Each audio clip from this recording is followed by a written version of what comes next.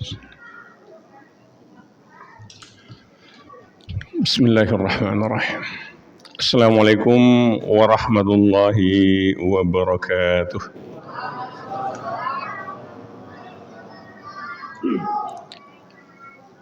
Innal hamdalillah nahmaduhu wa nasta'inuhu wa nastaghfiruh wa na'udzu billahi min shururi anfusina wa min sayyiati a'malina may yahdihillahu fala mudilla lahu wa may yudlil fala hadiyalah. Alhamdulillahillazi badi'il hadi ila bayani mahyair rasyadi. Rabbi shrah li sadri wa yassir li amri wahlul 'uqdatam min lisani yafqahu qawli. Qala Allah Ta'ala fi kitabihil karim, a'udzu billahi minasy syaithanir rajim. Bismillahirrahmanirrahim. Ya ayyuhallazina amanu kutiba alaikumus syiyam kama kutiba alal ladzina min qablikum la'allakum tattaqun. Wa qala an-nabiyyu Rasulullah sallallahu alaihi wasallam, innamal a'malu binniyat wa innama likulli imri'in ma nawa, faman kanat hijratuhu ila Allahi wa rasulih fahijratuhu ila Allahi wa rasulih, wa man kanat hijratuhu lidunya yusibuha aw imra'atin yankihuha fahijratuhu ma hajara ilaih. Muttafaqun alaih. Shadaqallahul azim wa shadaqa rasulun nabiyul karim. Faya ayyuhal hadirun rahimakumullah. Bapak-bapak, ibu-ibu yang semoga dirahmati Allah Subhanahu wa taala, mari mengucapkan syukur kehadirat Allah Subhanahu wa taala. Masih kita diberikan kesehatan, kesempatan untuk hadir di tempat yang berbahagia ini dalam rangka menjalankan perintahnya. Mudah-mudahan kehadiran kita serta amal ubudiyah yang pernah dan akan kita lakukan mendapat ridho di sisi Allah Subhanahu wa ta'ala. Bapak-bapak, ibu-ibu yang dirahmati Allah Subhanahu wa ta'ala,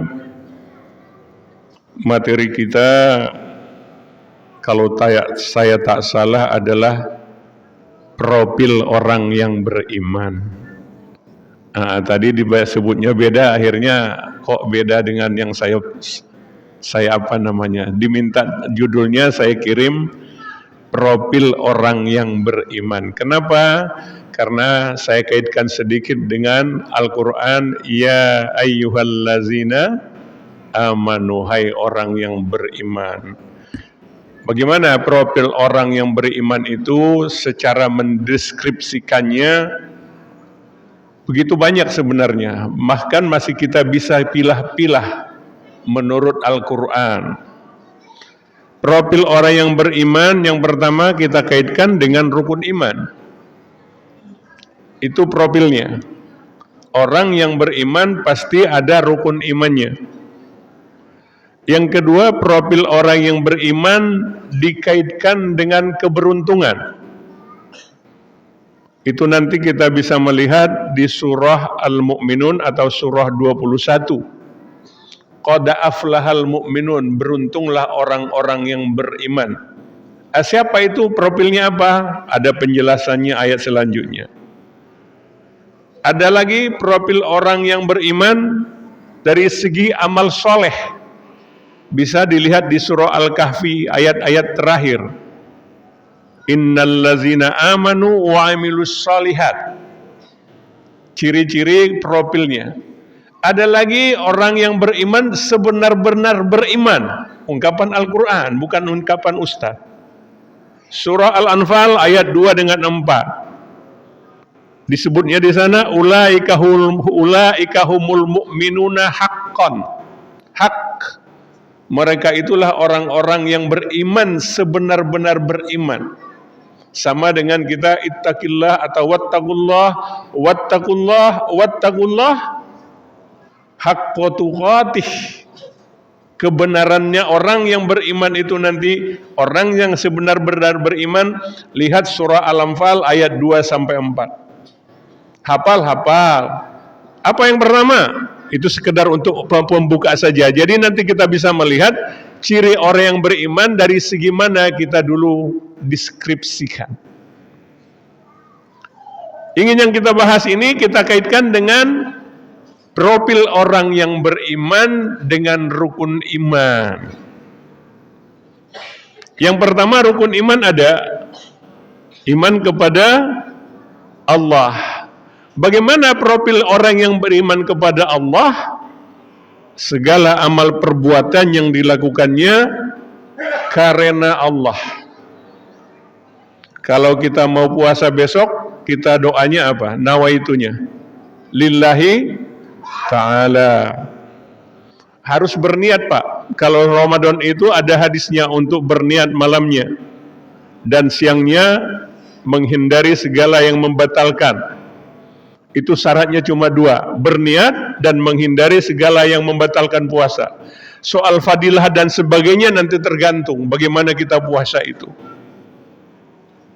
Jadi kalau kita ingin orang yang beriman kepada Allah, segala amal perbuatan karena Allah. Mulailah segala sesuatu itu mengaitkan Allah dalam kehidupan. Minimal bismillah. Ibu berangkat dari rumah ke sini, bismillah. Sampai sini duduk atau sudah sholat tahiyat, alhamdulillah sudah sampai.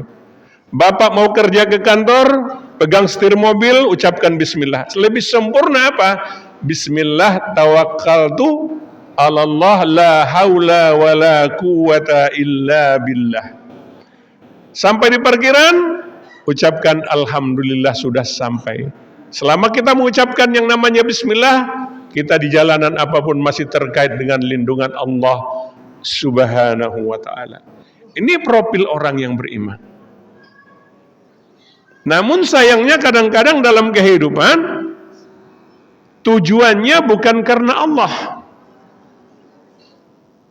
Ini yang berbahaya, walaupun kita katakan ria kecil. Ada orang datang ke masjid karena diajak teman. Ada orang yang sholat karena ada calon mertua datang. Pura-pura sholat, husuk lagi. Padahal nawaitunya bukan karena Allah, tapi karena ada orang. Harus diperbaiki. Ciri orang yang beriman, Allah dalam hatinya. Orang yang beriman itu apa? Apabila disebut nama Tuhan, nama Allah, bergetar hatinya. Itu haqqun. Ya, ulaika humul mu'minuna haqqun. Dia kaitannya dengan Allah. Allah dalam kehidupannya. Bahkan saya pernah melihat di YouTube anak yang umur 11 tahun sampai 12 tahun lah kira-kira begitu, korban pemboman Gaza. Dia dengan bahasa Arab yang lantang memang ketika dia ngomong sama dokternya, dokter, waktu operasi saya jangan bikin saya sakit. Tapi sadar dia kembali bahwa kok dia minta kepada dokter, tidak minta kepada Allah. Istighfar dia. Anak yang umur 11 tahun itu salah dia ngomongnya kepada, kenapa dia minta ke dokter supaya dia tak kalah dioperasi kepalanya itu, jangan dibuat dia sakit. Minta ampun dia kepada Allah. Kenapa dia minta kepada dokter? Kenapa tidak minta kepada Allah? Allahus Samad. Tempat kita bergantung itu adalah Allah. Apalagi kaitannya dengan urusan dunia. Ada masih orang yang percaya mencari jalan pintas untuk mencari kesenangan dunia dengan mendekati dukun dan sebagainya. Nauzubillah. Jadi orang yang beriman profil pertama itu semuanya kembalikan kepada Allah. Ngadulah kepada Allah. Dekati Allah dengan apa? Jangan sirikkan dia. Itu yang pertama. Baru nanti kita bisa melihat, dekatlah dengan dia, taqarrublah dengan dia. Tapi yang pertama jangan sirikkan dulu. Sebab sirik adalah perbuatan yang sangat solim dalam kehidupan. Sebagaimana yang namanya Luqman memberikan nasihat kepada anaknya, ya bunayya la tusyrik billah, hai anakku, jangan engkau mensyrikkan Tuhan. Kenapa? Karena syirik itu innaka syirka la zulmun azim, perbuatan dosa besar. Kadang kita tidak merasa bahwa kita melaksanakan sesuatu yang syirik dalam kehidupan. Ma'asyiral muslimin rahimakumullah, itu yang pertama. Yang kedua, orang yang beriman itu kaitannya rukun iman adalah iman kepada malaikat. Beriman kepada malaikat, segala amal perbuatan harus kita buat yang baik-baik. Kenapa? Karena setiap amal perbuatan kita dicatat oleh malaikat yang kita kenal dengan apa? Raqib dan atid, dua-duanya dicatat segala amal perbuatan. Maka usahakan, apalagi di Ramadan ini, usahakan yang berbuat yang terbaik, catatan kita naik ke langit sana adalah yang terbaik. Makanya di hadis yang lain ada mengatakan, ketika ditanya Rasulullah kenapa dia puasa di hari Kamis, dia mengatakan hari Kamis itu malamnya itu adalah naiknya amal ke langit. Aku ingin ketika amalku naik, aku lagi puasa. Maka seringlah dia puasa di hari Kamis, dan itulah nanti yang kita lihat, kita sering puasanya Senin Kamis. Alasan kenapa dia puasa di hari Kamis, karena amal kita di bulan hari Kamis itu akan naik asarnya ke langit, dan dia mengharap supaya amalnya ketika naik ke langit sana, dia lagi keadaan berpuasa. Iman kepada malaikat sekarang sudah kita lihat dalam kehidupan kita, ada CCTV. Kita enggak melihat bahwa kita dilihat oleh Allah, dibayang-bayangin oleh Raqib dan Atid kemanapun kita jalan. Kalau Ustadz dulu mengatakan dia mencatat yang baik, mencatat yang buruk, dua-duanya, sekarang dia bawa kamera, kayak gitu kamera. Enggak sadar dia bahwa ada Allah memata-matai dia dimanapun dia berada. Ketika orang itu sadar, saya yakin, percayalah, dia akan tidak berbuat baik. Akibatnya apa? Karena Allah tidak dibawa dalam kehidupan, sering orang berbuat yang salah dalam kehidupan. Sama dengan ketika orang melanggar lalu lintas, ada polisi tidak, kalau tidak ada polisi dia lewat. Dia takutnya kepada polisi, bukan kepada untuk melanggar sebuah peraturan. Jadi orang yang beriman itu adalah orang yang lurus di dalam kehidupannya. Kenapa? Karena dia yakin apapun yang dilakukan akan diminta nanti dilihat di sana. Kita lihat CCTV kita masing-masing. Masukkan ke dalam komputer yang besar, pencet keluar semua. Ditotallah apa yang baik dan apa yang buruk. Begitu gampangnya manusia mendapat yang dari kanan atau dari kiri. Ma'asyiral muslimin rahimakumullah. Kita singkat-singkat saja. Yang ketiga, iman kepada kitab dulu. Sebab Al-Qur'annya mengatakan, amantu billahi wa malaikatihi wa kutubihi wa rusulihi wa bil yaumil akhir. Baru nanti disambung hadis qadarihi wa syarri. Al-Quran hanya 5. Iman kepada yang namanya kitab, segala amal perbuatan yang dilakukan harus berpedoman kepada Al-Quran. Jadikanlah Al-Quran itu pedoman hidup. Tapi sayang, jarang kita baca. Ramadan sebenarnya adalah bulan haulnya Al-Quran. Syahrul Ramadan allazi unzila fihi Al-Quran hudan linnas, petunjuk bagi manusia. Al-Quran itu petunjuk, kenapa tidak dibaca? Padahal membaca Al-Quran, setiap hurufnya di sana ada ganjaran asyarah kebaikan. Ada 10 kebaikan. Alif lam mim bukan 1 huruf, tapi dia alif lam mim 3 huruf. Membaca alif lam mim dapat ganjaran kebaikan 30. Bacalah Al-Quran. Iqra'ul Quran, baca Al-Quran. Nanti sayati yaumal qiyamah, nanti pada hari kiamat, syafi'an li hasbabi, dia datang untuk memberikan syafaat kepada yang membacanya.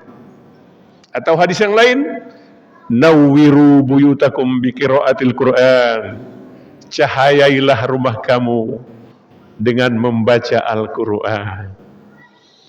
Sekarang sudah Ramadan keberapa? Ramadan keempat. Sudah berapa juz? Ayo, seriuskah kita untuk Ramadan? Nabi setiap Ramadan itu tadarusan. Waktu kecil saya juga tadarusan di kampung saya itu luar biasa. Padahal namanya di kampung petrobak mainnya kok. Bisa kadang-kadang mati lampunya, kurang angin gitu. Tapi orang yang untuk tadarusan itu banyak, sampai-sampai pakai 2 kelompok tadarusan. Yang sayangnya adalah, sedikit sayangnya apa?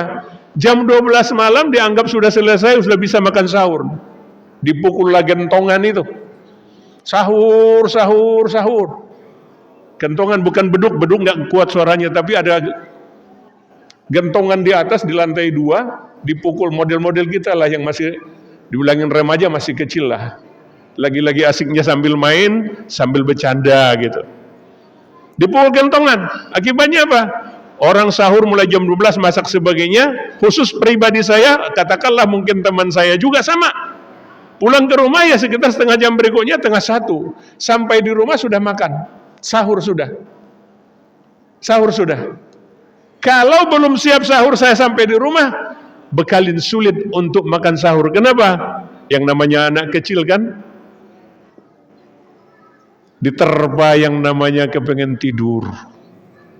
Lebih hebat tidurnya daripada untuk sahurnya. Sampai dibangun-bangunin pun gak bisa. Masih ingat saya. Akibatnya apa? Gak sahur, berarti gak puasa besoknya. Kata ibu saya, puasa aja lah setengah hari. Besok kalau gak bisa lagi setengah hari, dihitung jadi 1. Begitu support orang tua itu. Tapi kalau saya ilustrasikan kan, kenapa Ustadz dulu saya di kampung kok gak tahu yang sahuran itu diperlambat. Ajilu bil iftar, takhirus sahur, segerakan berbuka, lambatkan yang namanya makan sahur. Itu dari kata Nabi. Segerakan berbuka, masuk beduk atau katakanlah azan di masjid, udah siap-siap kita dengan sarapan untuk menu berbuka. Disunnahkan oleh Nabi, sunnah kita harusnya mengikuti. Wajilu, segerakan. Bil iftar, untuk berbuka, iftar itu berbuka. Dan takhirkan untuk makan sahur. Takhirkan apa? Semakin dekat ke subuh, semakin bagus. Dalam hadisnya ditanya oleh sahabat kepada Nabi, jarak antara yang namanya makan sahur dengan sholat subuh, biqadari khamsina ayah. Sekitar 50 ayat kita baca ayat Al-Quran, sekitar gitu dekatnya antara sahur dengan sholat subuh. Apa keuntungannya? Keuntungannya untuk kita puasa menahan laparnya tidak begitu panjang seperti yang saya jelaskan tadi. Jam tengah 1 saya sudah makan, berarti waktu kecil saya lebih hebat puasa 1,5 hari. Sekarang saya jam 4-an baru makan, mengikuti sunnah. Kenapa? Serbanya segala serba ada. Kalau di kampung dulu karena itu bukan ustaznya tidak tahu, tapi persoalannya kondisional begitu. Kampung yang namanya masih begitu kolot, lampu petromak yang ada. Kalau kita pulang umpamanya pakai suluh dari pohon kelapa. Saya orang kampung Pak, berjuang untuk bagaimana kita melihat kehidupan kita. Sampai sekarang ini kadang saya mikir, kenapa Ustadz dulu kok enggak makan sahurnya diperpanjang? Tapi mungkin karena orang kampung sepagi-paginya mau ke sawah, kalau gitu pagi sulit gitu, umpamanya enggak ada istirahatnya. Padahal sebenarnya kalau itu makan sahurnya diperpanjang, diperlambat sampai subuh, langsung kita sholat subuh. Kalau anak kita sering takutnya terjadi jam tengah 2 malam, jam tengah 1 malam, ya paginya udah lapar. Maka kembali kepada Al-Quran tadi. Baru segala sesuatu amal perbuatan kita, pedomannya Al-Quran. Apa pedoman Al-Quran? Banyak. Kenapa? Al-Quran itu bicara secara umum. Bicaranya secara umum. Baru nanti dijelaskan oleh hadis. Dan itulah yang kita kaitkan dengan iman kepada Rasul. Iman kepada Rasul bagaimana? Segala amal perbuatan yang dilakukan mencontoh perbuatan Rasul. Kebetulan ini lagi kita Ramadan. Berarti yang kita contoh adalah profil Nabi ketika datang Ramadan. Boleh kita catat kalau ini ya. Apa profil Nabi di dalam bulan Ramadan?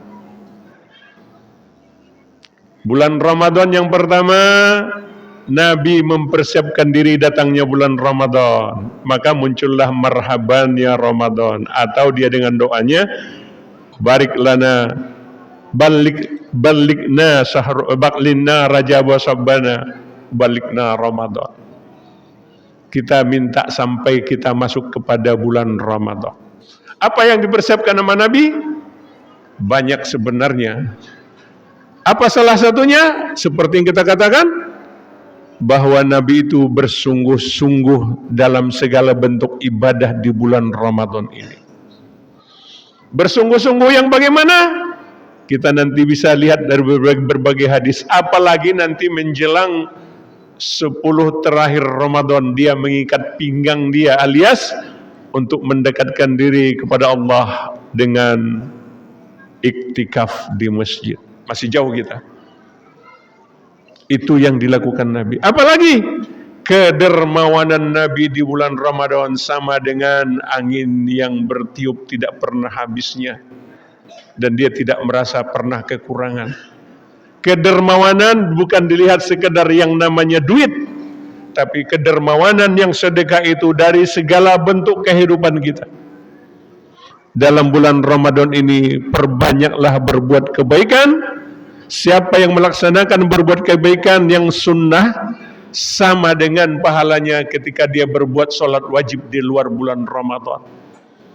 Ramadan datang kata Nabi, siangnya kita puasa, malamnya kita untuk sholat sunnah. Dan setiap amal perbuatan yang dilakukan dilipat gandakan. Orang yang berbicara dengan sunnah, ganjaran pahalanya adalah sama dengan wajib di luar bulan Ramadan. Hebatnya lagi, dalam bulan Ramadan kita disunnahkan untuk memberikan bukaan kepada orang yang berpuasa. Man fatara sa'ib, siapa yang memberikan bukaan puasa kepada orang yang berpuasa, orangnya ini diganjar pahalanya kamisli, sama dengan orang yang berpuasa itu pahalanya la yang kusu, tidak dikurangi sedikit pun dari pahala orang yang berpuasa yang kita berikan. Bagaimana dia mendapat pahala? Sama kita mendapat pahala. Kita berikan dalam bentuk yang namanya iftar. Apa iftar itu? Iftar itu untuk kita berbuka. Maka tadi nggak salah, pengurus masjid, ibu-ibu khususnya diminta untuk siap membawa makanan untuk kita berbuka bersama di tempat masjid ini. Buka bersama itu adalah sebuah keberuntungan dalam Islam. Sebab Islam itu sebenarnya menuju kepada jamaah. Sama dengan sholat berjamaah. Kita disunnahkan untuk sholat berjamaah dibanding dengan sholat-sholat sendiri. Bahkan untuk ganjaran orang yang berjamaah, sholat munfaridannya itu 27 derajat. Ma'asyiral muslimin rahimakumullah, kaitannya dengan sholat ada lagi yang selebih kita harus perhatikan. Jangan salah ya.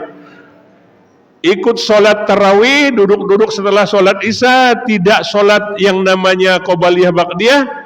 Secara hierarki sholat, secara kekuasaan untuk sholat, yang pertama adalah sholat maktubah, sholat wajib. Jadi jangan mencari yang sunat, wajibnya tidak. Baru yang wajib itu di bawahnya nafil maktubah, sholat-sholat rawatib yang kita kenal dengan sholat qobliyah ba'diyah.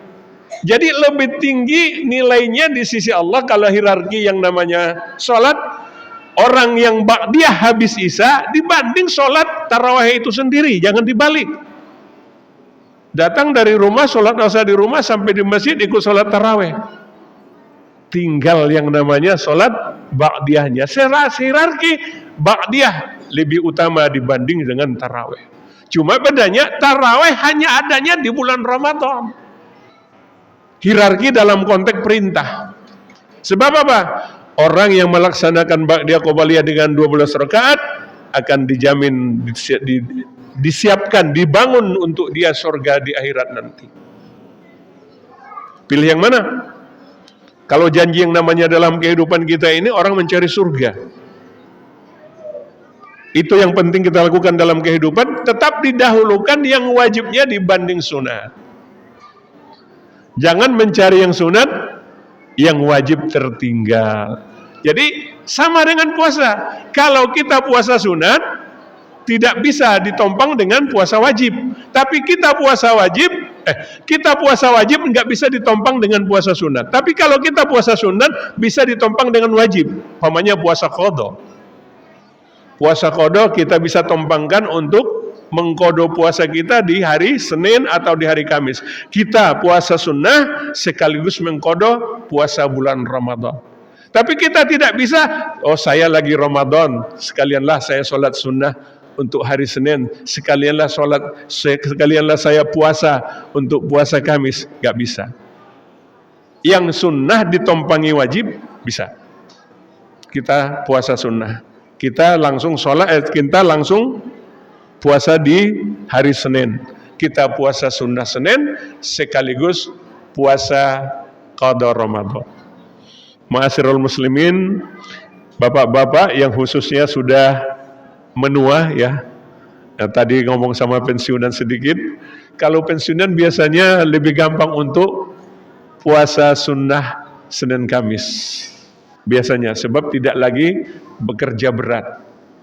Dan itu untuk dipakai untuk mengqadha puasa-puasa yang telah lalu pun gak jadi masalah. Waktu kita belum sadar sebagai kewajiban puasa dengan sesungguhnya, boleh kita puasa sunnah Senin Kamis sekaligus nawaitunya adalah membayar qadha puasa Ramadan kita, dan itu dibolehkan oleh agama kita. Ma'asyiral muslimin rahimakumullah. Apa setelah itu? Masih ada waktu dikit lagi. Apa yang kelima, Pak? Iman kepada hari akhir, wabil yaumil akhir. Apa fungsinya iman kepada akhir-akhir? Segala amal perbuatan yang dilakukan akan dibalas nanti di akhir-akhir. Ini yang paling menarik sebenarnya. Kenapa?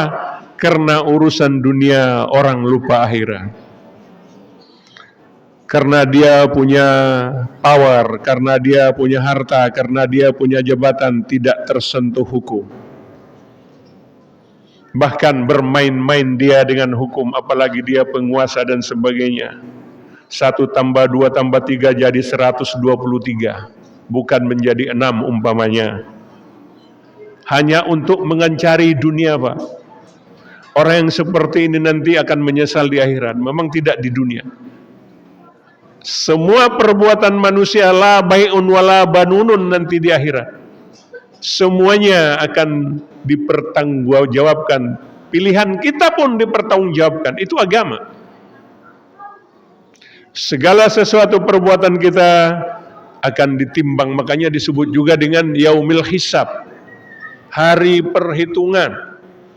Akan dihitunglah manusia itu bagaimana amalnya.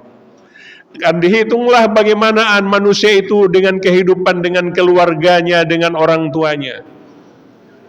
Yang agak sedih nanti kita karena urusan duniawi, kadang-kadang orang tua pun terpinggirkan. Orang tua dibawa ke panti jompo katanya semakin modern. Cukup kita berikan makanan, kita kirim per bulan. Itu di negara-negara yang sekuler. Dalam agama, kalaupun kita punya orang tua yang sudah tua pun, kita tetap akan mengabdi kepadanya. Tidak akan diterima orang yang berpuasa ini di bulan Ramadan begini, amal ibadahnya kalau hubungan si anak dengan orang tua tidak harmonis. Sekarang dia tidak merasa, tapi nanti hadirat orang dia merasa. Orang tua terpergikan Ramadan begini, hisab dirilah. Jangan mengkambing kita pahamkan orang tua. Orang tua yang sudah begitu lanjut usia, tetap jangan katakan tidak boleh sama sekali. Wa qul lahuma qaulan karima, tetap Anda berkata yang mulia, yang baik-baik. Sebab tanpa orang tua kita tidak ada di sini. Tanpa orang tua kita tidak akan berhasil. Doa orang tua itu begitu manjur. Ingat bapak-bapak, masih yang punya ibu, ada bapak, ada ibu adalah jalan berbakti kepadanya menuju surga. Jangan kita ibadah kepada Tuhan vertikal begini, lupa dengan orang tua. Ada kisahnya kok. Makanya saya bilangin menarik. Yang kisah-kisah begini hidupan kita. Apa? Dalam hadis sebegitu panjang, kisahnya di Bani Israel, ada zaman dahulu namanya Juraid. Juraid itu hebat kepada Allah. Sampai dia bikin semacam pondokan, dia sholat di sana, banyak sholat wajib, sholat sunat. Satu ketika datang ibunya, ya Juraid, dipanggil dia, lagi sholat dia rupanya sholat subuh. Sholat subuh bukan sholat sunnah dia. Sholat sunnah. Ya Juraid, dipanggil ibunya. Si Juraid dalam hatinya, ya Allah, aku ini lagi sholat menghadapmu. Ibuku lagi memanggil. Dia diam sebentar. Dipanggil lagi kedua kali sama ibunya. Ya Juraid, kembali pertanyaan itu dalam hatinya. Ya Allah, aku lagi sholat kepadamu, menghadap kepadamu, ibuku lagi memanggil. Ibunya diam lagi. Sampai 3 kali, tetap itu dipertahankannya sholat sunnahnya, padahal dia dipanggil ibu, sampai ibunya memberikan gambaran semacam sumpah lah, supaya anaknya itu mendapat musibah. Kira-kira begitu. Musibahnya luar biasa lagi dapatnya. Apa? Ada di sekitar dia itu ada orang penggembala kambing atau penggembala lah, dengan seorang wanita yang pelacur lewat. Mereka berhubungan, hamillah si wanita ini. Dipanggil oleh pengadilan, begitu bahasanya. Kalau di sana kalimat hadisnya raja, dipanggil raja. Ini anaknya ini siapa bapaknya? Kata yang orang yang wanita ini, atau mungkin bahasanya yang pelacur ini, untuk kasarnya terbegitu. Ini bapaknya siapa? Juraid. Kaget raja. Juraid itu adalah orang ahli ibadah kok. Panggil. Dipanggillah Juraid. Dipanggil, dia lagi lewat, dipanggil, tanya. Orang yang membawa anaknya itu mesti ada di situ. Ditanya oleh raja, Juraid, kau ini bapaknya? Kata orang ibunya itu. Kata si Juraid, mana anaknya? Mana ibunya? Ini anaknya. Juraid bilang, hai anak, hai walad, siapa bapaknya? Anak itu malahan menjawab, anaknya adalah penggembala kambing. Salah satu di antaranya inilah salah satu bayi yang di luarnya Nabi Isa, bayi yang bisa ngomong waktu kecil. Kenapa? Baru dia sadar doa orang tuanya itu yang membuat dia terjerumus. Jadi ibu-ibu, bapak-bapak, kalau ingin melihat anak, doakan yang baik-baik, jangan sumpah serapah. Ini sumpah serapah yang muncul, diijabah oleh Allah, berbahaya anak kita ke depan. Doakan anak itu yang baik-baik, jangan doakan yang jelek. Dan sebaliknya, apabila kita doakan, lihat orang yang berhasil sebagian adalah karena jasa orang tua, doanya makbul di Allah Subhanahu wa ta'ala. Ingat akhirat. Dunia ini sementara. Bukan berarti dunia kita tinggalkan. Carilah akhiratmu, tapi jangan lupa duniamu. Wa bataghi fi ma taqallahu darul akhirah wa la tansa nasibaka minad dunya. Cari dunia kita. Cari akhirat kita, tapi jangan lupa dunia. Dunia perlu juga. Kenapa? Karena dalam kehidupan kita ada keseimbangan dalam hidup. Ma'asyiral muslimin rahimakumullah, sudah ada yang begini tangannya. Nah, karena waktunya katanya sudah sampai setengah jaman. Baik, kita tutup dengan doa, mudah-mudahan kita menjadi orang yang mendapat rahmat dari Allah Subhanahu wa ta'ala di bulan Ramadan. Salah satu sebenarnya ingin saya katakan, datang Ramadan ini silakanlah sering mendoa, Allahumma innaka afuwun karim, tuhibbul afwa fa'fu anna. Kalau enggak ada rame-rame sendiri-sendiri, antara sholat-sholat, antara rokaat-rokaatnya bahasa sendiri enggak apa-apa. Kenapa? Ini hadisnya begitu sahih, ketika Aisyah diberi wejangan oleh Nabi tentang doa di bulan Ramadan yang biasanya diajarkan oleh Nabi di dalam malam Lailatul Qadar atau 10 terakhir. Tapi enggak ada salahnya kalau kita lakukan setiap malam, setiap kita sholat, antara sholat dengan sholat yang lain, baca sendiri, Allahumma innaka afuwun karim, tuhibbul afwa fa'afu anna ya karim. Hadanallahu wa iyyakum wa bihi nasta'in. Wassalamualaikum warahmatullahi wabarakatuh.